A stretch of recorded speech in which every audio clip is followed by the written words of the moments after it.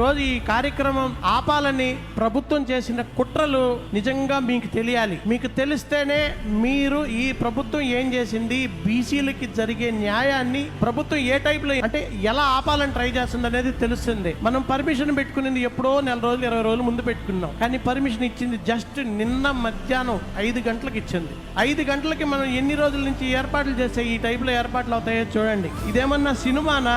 Real హీరోలు అయితే ఎలాగోలాగా ఎవరెవరో చేసి పెట్టేస్తుంటే అయిపోతుంది, కానీ మన రామచంద్రయ్య గారు రియల్ హీరో కాదు, రియల్. కాబట్టి రామచంద్రయ్య గారి లాంటి వ్యక్తిని నెవర్ బిఫోర్ నెవర్ అగైన్. ఇంతకు ముందు మనం ఈ మాత్రం ఏర్పాట్లతో ఏ బీసీ నాయకుడైనా పార్టీ పెట్టాడా? ఒకవేళ పెట్టుంటే ఈ మాదిరి ఏర్పాట్లు చేసి ఇంతమంది జనాల్ని వేదిక మీదకి ఆహ్వానించగలిగారా? ఇంతమంది బీసీ బిడ్డల బతుకులు బాగు చేయడం కోసం ఏ విషయంలో కూడా వెనకాడకుండా ఎన్ని త్యాగానికైనా సిద్ధపడ్డా? పోనీ రాష్ట్రంలో ప్రతిపక్ష పార్టీ పాత్ర పోషిస్తున్నాడా లేదా? మీరే చెప్పండి. ప్రతిపక్షం ఇంట్లో కూర్చొని వాళ్ళు ఏదో గేమ్లు ఆడుకుంటారో, పబ్జీ ఆడతారో, లేదా క్యాష్ కలెక్షన్ లెక్కేసుకుంటారో తెలియదు, కానీ రామచంద్రయ్య పర్సనల్ లైఫ్, బిజినెస్లు అన్నీ వదులుకొని నా బీసీలు, నా రాష్ట్రం, నేను అని ఎంతో మందికి ఒక స్ఫూర్తి, ఇంతమందికి నమ్మదగిన వ్యక్తి అయ్యాడు మన రామచంద్ర యాదవ్.